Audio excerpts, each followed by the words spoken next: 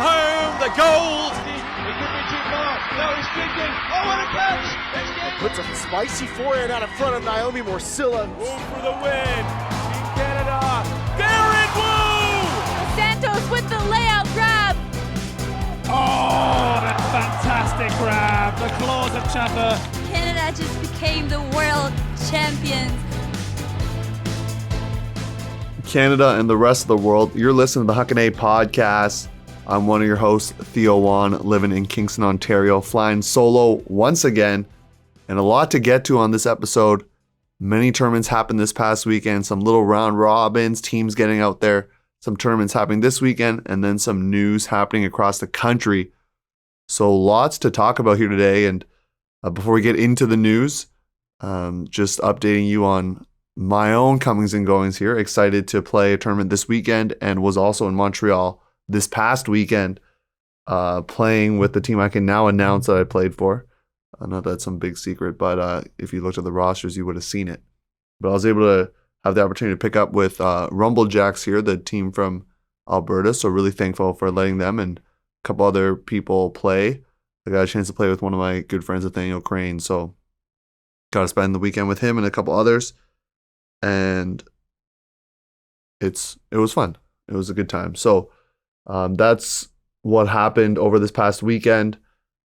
And then going to be at a tournament I'll be talking about in the news in called Touring Tune-Up. So excited to be back kind of in my own neck of the woods, Richmond Hill, a little far from Toronto. Not a stone's throw away, but decently close. So I'll be there this weekend and hang out there. So news, we're going to head there right now because there's a lot to talk about. That was just a quick get to know you what's been going on, and then we're going to move on from there. So let's hit the news. We now have breaking news. So we're going to start with, I'm not going to say sad news. I'm going to say sad news for myself because I love this team name, but Mofo is no more. So we're going to start with that news because I think it is important. They are now rebranded, so now it's just the Team Manitoba teams here for Ultimate, and it's cool, but it kind of sucks at the same time. I understand why they did it. I'm surprised, honestly, that it wasn't taken out earlier, to be fair. So the fact that it still lasted up until this point is kind of cool, but obviously it sucks that they had to change it. And so now they're Team Manitoba. You can follow their accounts. You won't see Mofo as their name. So now it's Team Manitoba for both the girls and boys side. So both of their rosters are out, so you can check them out. Looking specifically at the boys roster right now, or open roster, I see many, many players that I had the opportunity to call the final last year. So they have a lot of players returning, and they're going to be scary. I don't know. This Prime team going to be good. We'll see what Toro Ignite, team from Quebec, is going to do. But these Manitoba teams looking good out here. So watch out for them. RIP to the name. We're going to take a moment of silence for them because their team name is no more. So from 1998 to 2022, they were known as Mofo. Now they'll be Team Manitoba. So we're going to take... I'm just kidding. We're not actually going to take a moment of silence. But the logo was iconic. The shorts, every kid wanted the Mo and then the Fo on the back of the shorts. People loved it. But anywho, that is no more. Now, some more Ultimate news. This is kind of like if you're a coach or admin or you're into that kind of stuff, policy, this news will excite you. But Ultimate is in the next BC Games. So that's pretty cool. 2024 in mid-July in Maple Ridge, BC. There will be 8 mixed division teams with athletes from 13 to 15 years old. There's some coaches allotted in that if you click on the article itself. But it's like every 2 years this event happens. And so in Ultimate, people don't really, unless you come from another sport background, understand how Ontario games work and then Canada games where you represent your province for certain sports. That's just something that you don't see in Ultimate, and hopefully this is kind of a launching point to do so, where teams will be able to participate in the BC games, and then maybe one day Canada games out here are going to have Ultimate.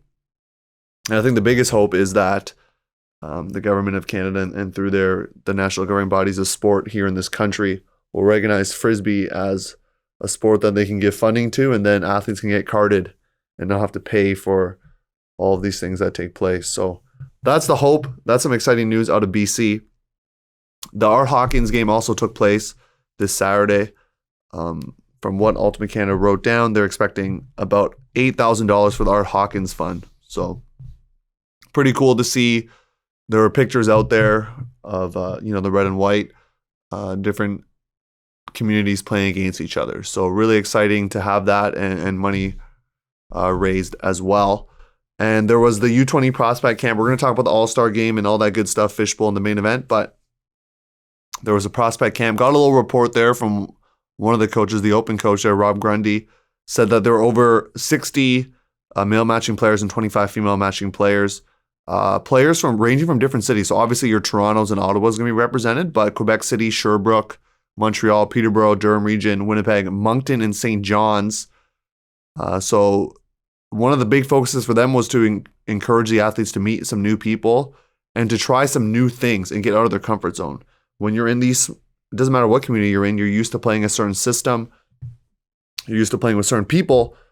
This is where they get some opportunity to try some new stuff. And they also got to try some playing mixed. And obviously some of them, maybe they haven't played open and women's before. So they just got a mix of all different things going on. And he was very thankful, and I'm going to speak for all the coaches, very thankful for the U20 alumni. I think some were at Fishbowl, some just came out.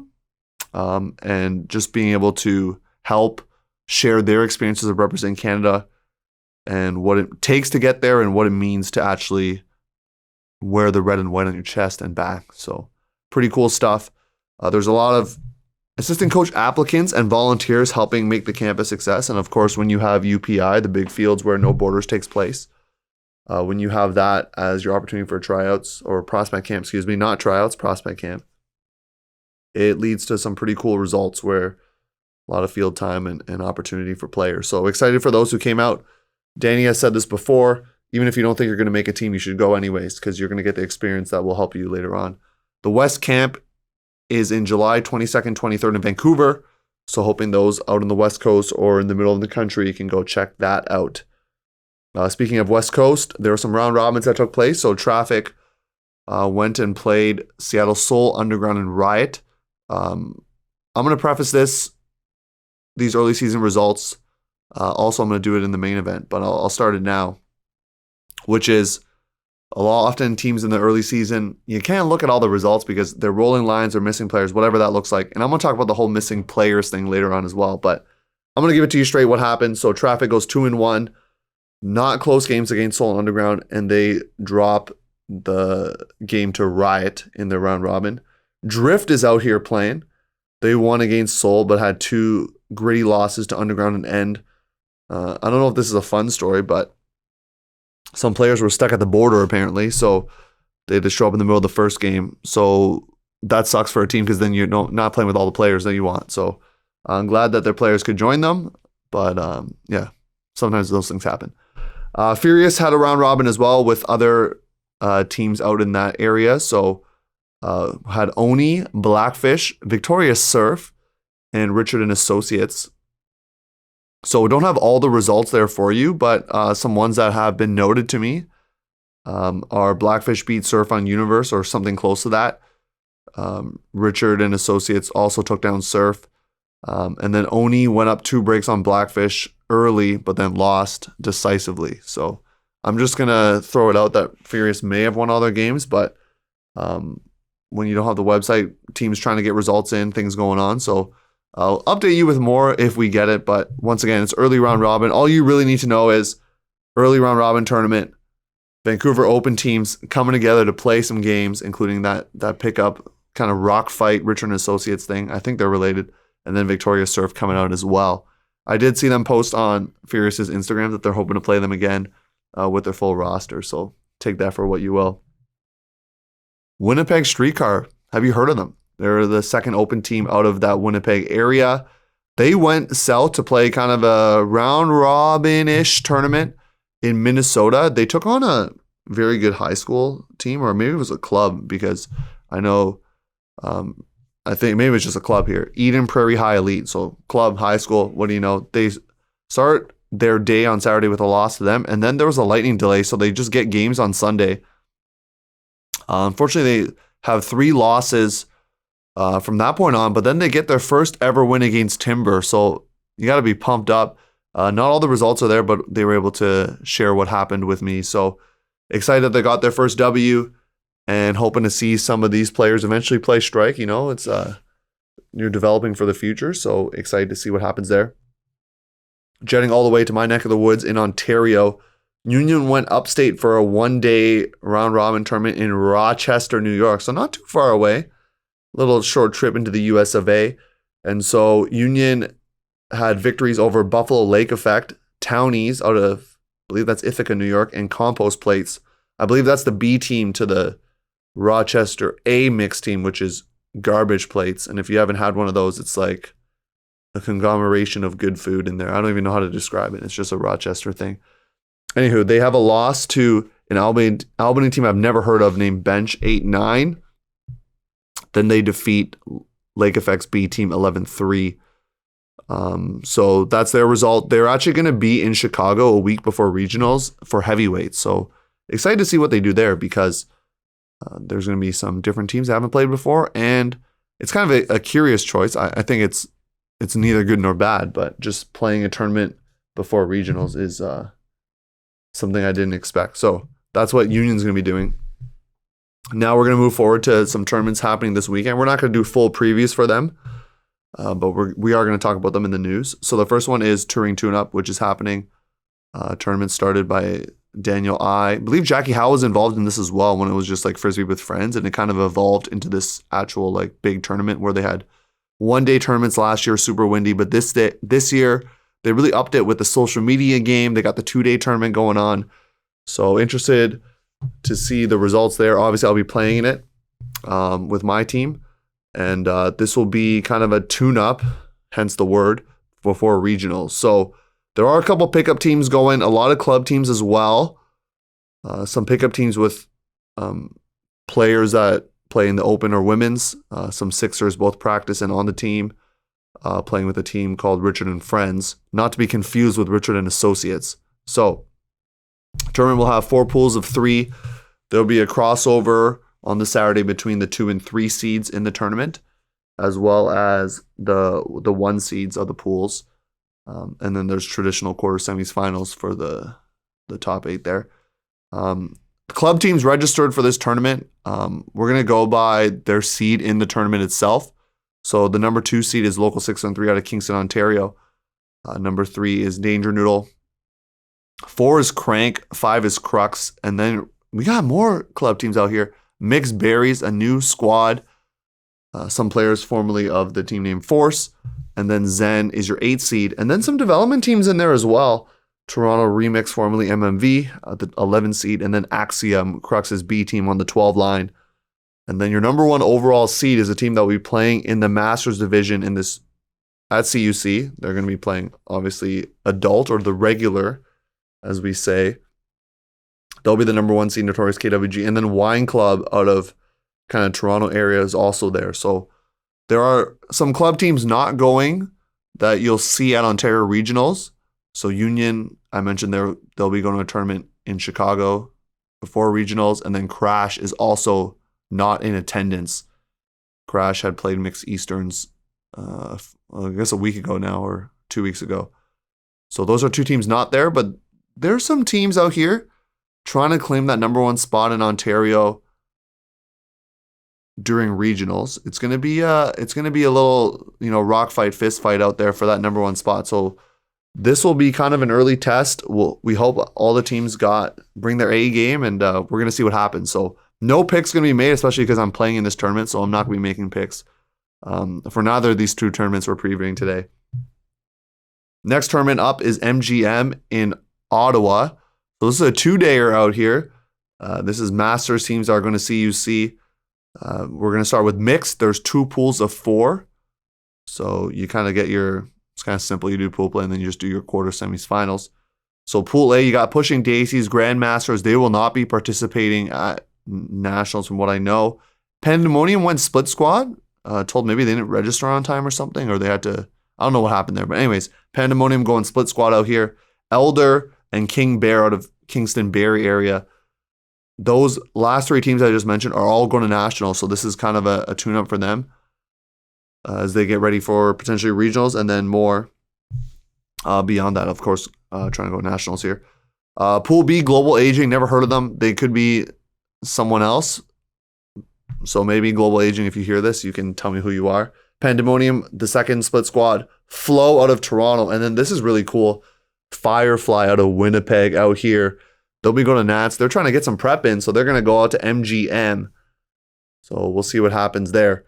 On the women's side, Solstice, they participated in CUC Masters last year. I'm pretty sure they told me at that tournament last year that they were Grandmasters. So I'm going to stick with that explanation. Silver Sisters, love the name. Love the play on words, all that good stuff. Don't know who they are. Silver Sisters, if you're listening, let us know. Lore out of Toronto and Queen Peas. Lore and Queen Peas will be going to Nationals. I know Lore had played Callahan for Kids a one-day tournament. I wonder if Queen Peas did the same, but these are teams trying to get reps in. Women's, they're going to have pool play on Saturday, and then they'll do it all over again on Sunday, but with a bracket. So, of course, these are opportunities to get reps, get better, learn about your teammates. And so those are 2 tournaments that are happening this weekend. No picks going to be made for these ones. Of course, we'll pick for regionals and nationals, all that good stuff, but just not for these 2. So final news is always going to be AUDL. You know that. So Toronto, you were in close with Philly. I was following along with the results. Obviously, I was in Montreal, so I wasn't in Toronto to watch or see the game. But the score updates were coming in through social media, and it was looking close, and then it kind of got away from them at the end. So Philly does take it 27-23. I don't want to say a season-crushing defeat, but if they want to make the playoffs, they got to kind of go, you kind of got to win all your games now. I know they got DC as well at some point, but you're playing Pittsburgh this weekend at home. I have to say it's must win for Toronto if they want to keep their playoff hopes alive. So big game for them this weekend. Going quickly back to the game that just happened, the matchup there. Ty Barberi, welcome. I mean, obviously you're in the AUDL, but big game for you. 700 yards of offense, 503 receiving, 201 throwing, 8 goals, 3 assists for the lefty. Just out here making plays. James Lewis, 4 assists, 4 goals, a block, and 662 yards. He was clearly a breakout player in the AUDL last season. And then Luke Comire, when you're a distributing handler, you got 2 assists, 2 goals. People don't always notice that on the stat sheet, but he does a lot for the offense and is the key centerpiece of the offense. So he showed that with his 649 total yards on the game. Montreal had to play Boston on Sunday, welcoming Boston into town. And, Montreal, the stadium's kind of windy out here, especially in the afternoon is what I've been told. So they had an afternoon game. Things got a little haywire there. And Boston takes it 22-12. So not really close. I know they produced a close result with New York. This time around, it didn't happen for them. Kevin Quinlan, the veteran, 4 assists, 3 goals, almost 600 yards of offense. William St. Pierre, 1 assist, 3 goals. Montreal travels to DC, and then they play Philly. So that's a tough weekend for them. You're hoping that they can maybe split one and get a W. I think this is for any team, but especially when you've lost a few, as what has happened, you just want to see the ball go through the hoop out here. Just try to get 1 W on the board, and things can really spiral after that. So, into good things, of course. So that is your news. We're going to talk the tournaments that happened. So there was Fishbowl, Disc Flicker, as well as Jazzfest. Lots of different interesting results to glean over, and we'll talk about it after the break. This is Michael Kukushka, head coach of Toronto Goat, and you're listening to the Huckin podcast, your coast-to-coast guide for all things Canadian Ultimate. Main event, we're talking tournaments out here. We're going to start with Fishbowl that happened in Ottawa. I got to give the preface, which is this is an early season tournament for a lot of these teams where it's actually their first not major, but first real action. Maybe they scrimmed themselves or some other team, but this is something to remember when talking about this tournament. So this did take place in Ottawa. I had mentioned in the preview there were 8 rounds. Really, there were 7 rounds because the one round is just Stello versus Stella to end things off at 2:15 on Sunday. There was the All-Star game as well. So the results of what happened. First, Iris comes 5-1. Their only loss coming to Sixers. Lost by a few points there. So they do get a win over Team Canada. According to their Instagram, 11-9 over TCU 24. Sixers also goes 5-1. Their only loss is to Stello. So, some people, they might glean the results, be like, oh, like they lost to Stello, which is a very good team, women's masters team. Is it time to panic? And I don't know if people are saying that, but you shouldn't be panicking because, once again, teams are rolling lines. It's early season out here. Just trying to get reps in for your new players as well, and just the systems in general. Team Canada, they were out here. They had to play the 6 games. Mentioned they had the 3 in a row on Saturday. Get the break, and of course, then they're playing the All-Star game, and then they had 3 in a row to start the day on Sunday, and then they had the bye at the end. So U24s, they go 3-3. Universe point losses to Stella and Sixers as well as in the All-Star game. So technically 3-4, I guess. They were up 10-4 on Stella, from what I've been told, but ended up dropping that game. They lost to Iris. That one got hard capped, so either 1 or 2. I had mentioned it was 11-9, so something like that there. And then they had a big universe point win over Stello, 10-9. So a lot of universe point games out here for this team. They also take care of Fusion and Sage, the women's masters team. So kind of what I talked about with TC Mixed, TC Open as well. You want to build on these results and focus more on what you've learned, the systems you're trying to put in place rather than just the result of wins or losses. Obviously, at Worlds, I'm not going to be saying these things. So when a team loses, I'm going to say that sucks that they lost, and they lost.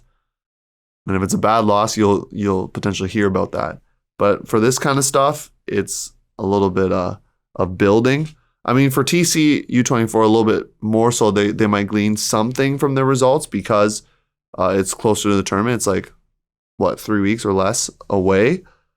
So, but they have some things to build on. They got the exposure to the stadium, which I'll talk about later.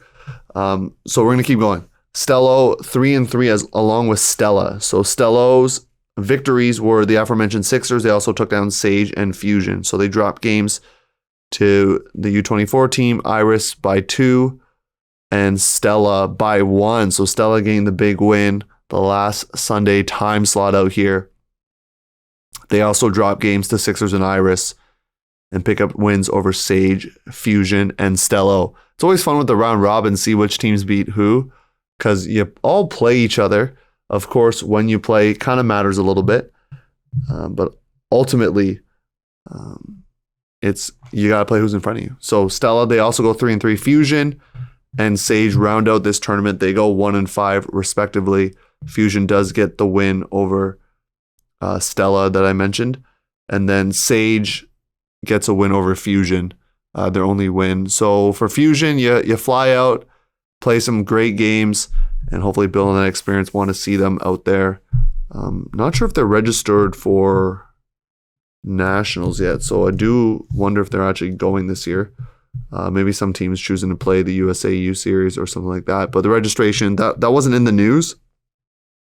But by the time this airs, your registration should be closed. So if you haven't put in a team, well, then you're out of luck here. So just going to double check on Fusion before we continue on, making sure that they're deciding to go to nationals here. And currently they are not registered from what I see. So they are not registered for nationals, this Fusion side. All right, so that wraps up Fishbowl, kind of, because there was the All-Star game too. Universe point game. I unfortunately, once again, was in Montreal. Wi-Fi was pretty poor out there, so didn't get to watch the full game in its entirety that I would have liked. And unfortunately, if you want to watch it in its entirety, you cannot, because it's one of those, if you blink, you miss it because it's not available for rewatch, kind of for obvious reasons. You're going to glean why it's not available for rewatch. Hopefully you can figure that out. I've been told it was a close game throughout. Also heard it was a great crowd. Spoke to Gavin Thompson, who's one of the photographers out there, said there were a lot of media out there covering it. Good crowds from the multiple people that I spoke to about it. So thank you, Ottawa, for showing up, supporting not just Women's Ultimate, but Team Canada as well, supporting the showcase game, showing that it is possible for these showcase games to have success.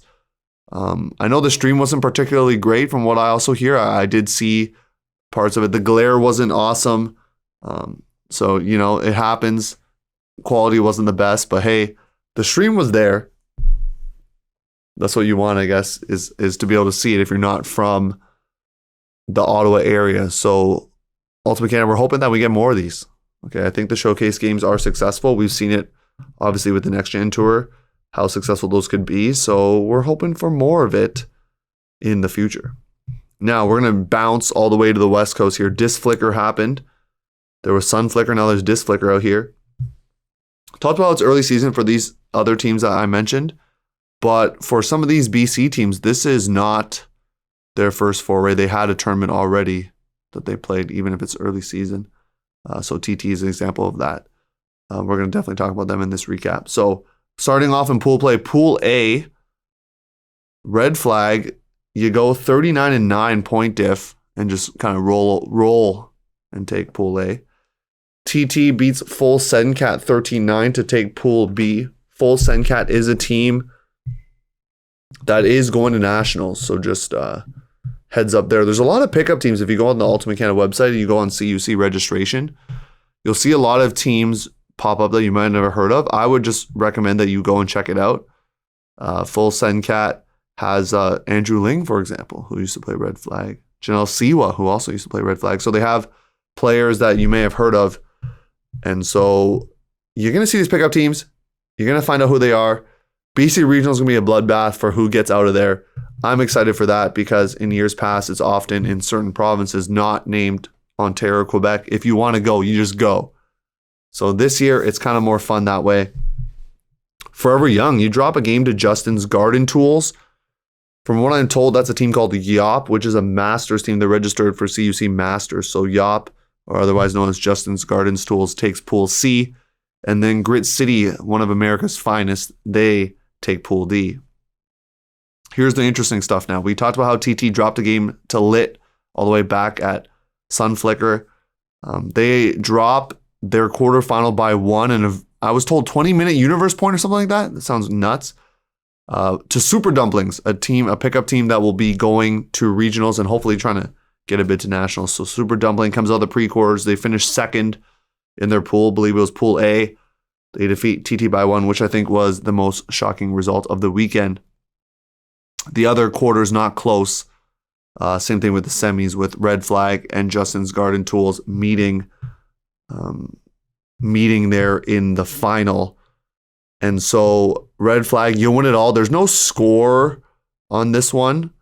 So I don't know what the actual score was. It's not on the Google sheet, but I know Red Flag won because it was posted. So Justin's Garden Tools, kind of cool to see them come second and kind of come from not highly seeded in this tournament. And you make some noise, you finish second out here. So looking at some more of these results, if you go on the Disc Flicker website, you can find these results for yourself if you feel so inclined. Like I said, the semis weren't close. Super Dumplings dropping to Justin's Garden Tools 13-5, and then Grid City going down to Red Flag 13-6. So your third place game, Grid City takes the bronze. I don't know if they actually handed out medals, but they take the bronze. And TT, from what I've been told, defeats Full Sencat to claim fifth place. So that's what happened there in Disc Flicker. Once again, I know some teams, Furious, for example, talked about how they're going to Summer Solstice. I don't know if a lot of these mixed teams will be going to some American tournaments for regionals. So I'll be curious to know what happens there. But like I said, I don't know how many bids they'll have in open. I don't think they'll have, if Surf, I think was regionals only last year, but I believe they'll obviously be going because it's in their home province. So Surf, Blackfish, Furious, Oni, Richard and Friends, you going too or what? Or Richard and Associates. So 4 or 5 teams. I don't know if they'll get 4 or 5 bids in the open. We'll see. So there could be some games to go there. And then on the women's side, Traffic, Hucklebears, you out there going? Drift? There's some teams out there as well. So let's see what happens with BC Regionals. Could be some game to goes, which doesn't always happen every year, especially in the mix. There's going to be definitely some game to goes. So excited for that. Now, jetting over to Montreal Jazz, a tournament I played at. Some wacky results in the Open. It goes chalky chalk in the women's.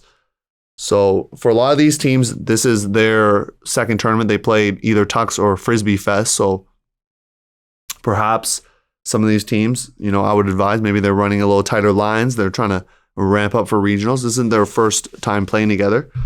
So Cube, you go plus 45 from the website calculations and pool play. 2 games where opponents only scored 1 each. So that's just dominance out here for Cube out of Quebec City. A little 3-way tie action. Kezar beats Aguada 10-9. PPF then go and beat Kezar 12-4. And then Aguada beats PPF 12-4. So when all is said and done, Aguada, by only losing by 1 and winning by 8, ends up getting the second spot in the pool.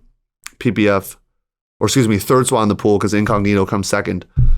PPF comes 4th in the pool and Kezar comes 5th, so they have no chance at the bracket there. In Pool B, EXO out of Sherbrooke 4-0. 3 teams go 2-2 with momentum. Club M's own getting the best of the point diff because they win their game over Vintage 12-6. So they end up with the highest score differential. And so they finish second in the pool there. And so they get to battle in a crossover. They get to play against Aguada. And they drop the game 10-6. PPF, the 4th seed, they take on the 1 spot of Pool B, which was EXO. And they win 9-8. Not sure if that was Universe, but tight game out there for Kitchener's finest. They take that one. However, the semis are not close out here. So Aguada and PPF, you win the crossover to get in the semis, but unfortunately for you two, it is not close. The scores, I hate to say it out loud, but it's 15-2 out here. Cube then beats the Toronto team 11-8. So Incognito showed better results in their second game than their first one, so they're trying to build off of that. Cube, really excited to see. I've said I'm excited a lot on this episode, but it's because the club season ramping up. Season's not that long, folks, so you got to be jazzed up, ready to go when you hear about some of these results and seeing what some of these teams will do moving forward. So Cube, they haven't played, at least from my knowledge, I want to see them play like an Iris, Stella, those teams that we've seen been strong in the past. We'll obviously see some of that at Quebec Regional. So I want to see where Cube lines up with them. Defending silver medalists from CUC out here. And more kudos to Cube because not only do you win the whole tournament, you also win Spirit out here. So 11.7 score. Don't know if it happens that often, but you got to give a shout out when it does for a team to win the tournament and then also get first in Spirit. Vintage is the only team who finishes below 10 with a score of 8.8, which is actually the lowest Spirit score of the tournament in either division. So I'd have to look into, I mean, you could ask, but just try to figure out why that happened. Something I'll talk about in the Open Spirit results is if a team fails to send a Spirit score, which does happen, what will take place is that one particularly low Spirit score, especially in a 2-day tournament, will crater your Spirit scores overall. So if that were to happen, you get a low score, a couple teams don't send results, that low score will hurt you. So I'm looking right now, they did get scores of 7 and 8 during this tournament. It looks like in pool play. So that's going to tank their score a little bit. They received 2 8s, a 7, a 10, and then an 11, and then no Spirit score for one of the games. So that's why they finished with the Spirit score that they had. So now we're going to move into Open. Had an opportunity to play in this division. Going to talk about it in subscriber only, just my experience playing with the new team and the fun we had there. So this is a little chaos out here, really.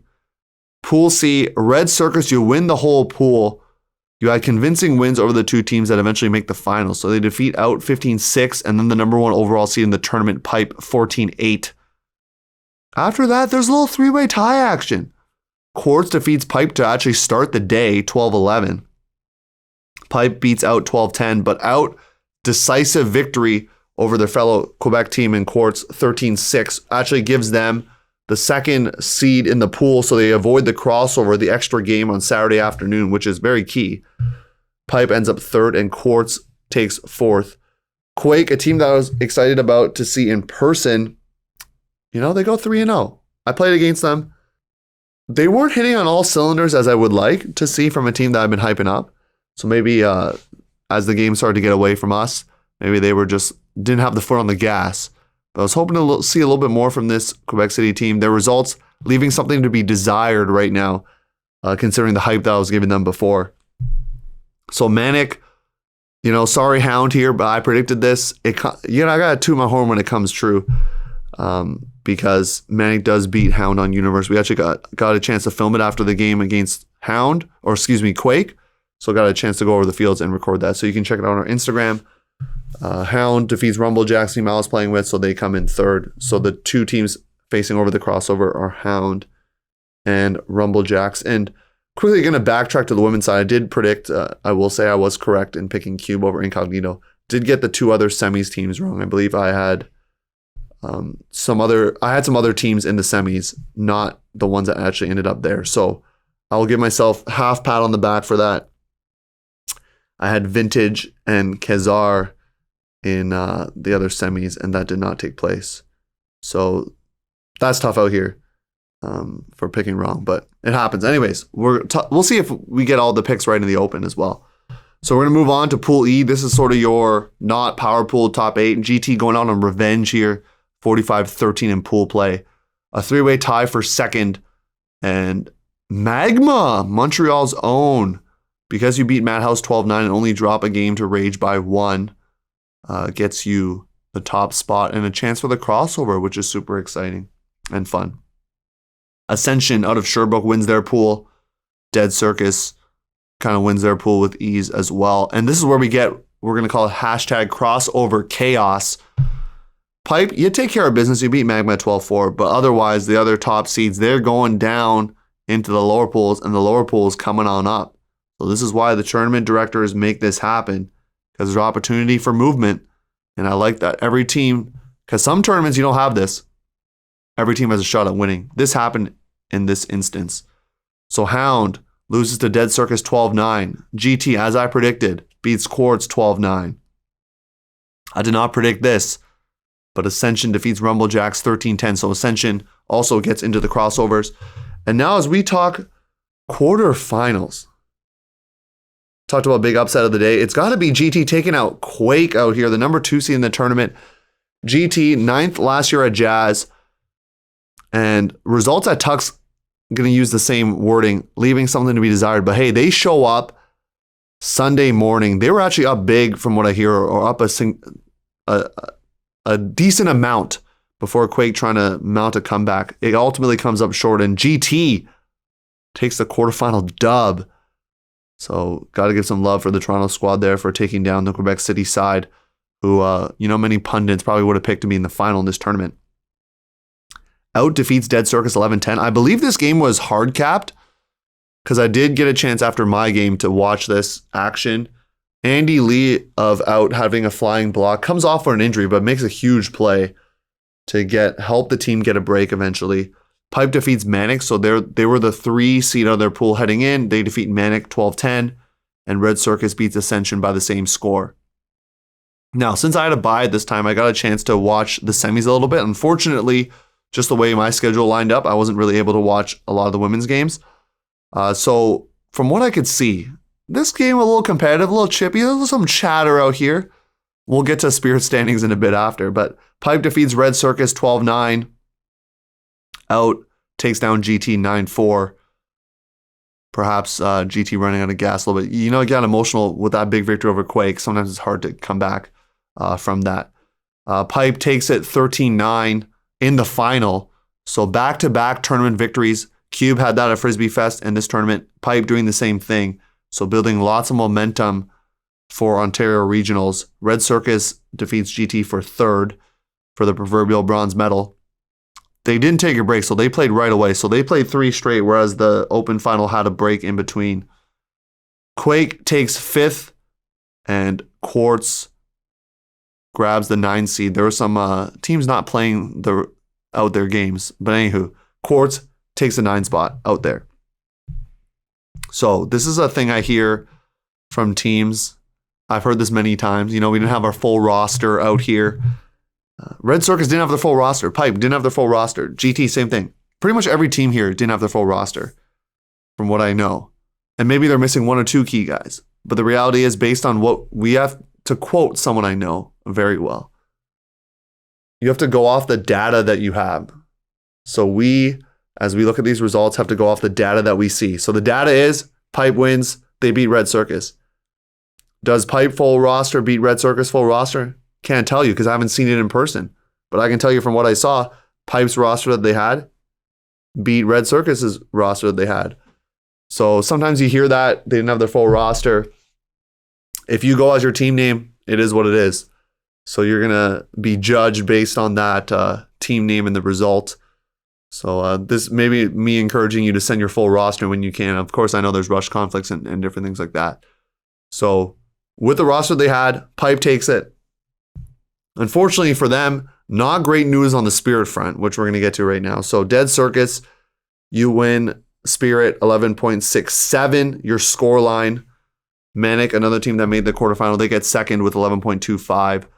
13 of the 18 teams finish above 10, with the two Toronto squads, GT and Pipe, finishing with a score below 10 at 9.2. So you hate to see this. You win the tournament, but you come last in Spirit. I'm not saying you have to win Spirit per se, but not the greatest look to have won Spirit, but then, or excuse me, won the tournament, but then come last in Spirit. It's not the greatest look. I'm going to say that. However, we're also going to do what I just did with Vintage and looking at their individual Spirit scores. So for Pipe, they're knocked down slightly because there were, I believe, 2 teams that didn't submit Spirit scores for them. So by virtue of having a low Spirit score from a pool play game where they had 7, I believe that there was an 8 as well in there. That's going to affect their Spirit score a little lower. Not excusing, of course, the low Spirit score.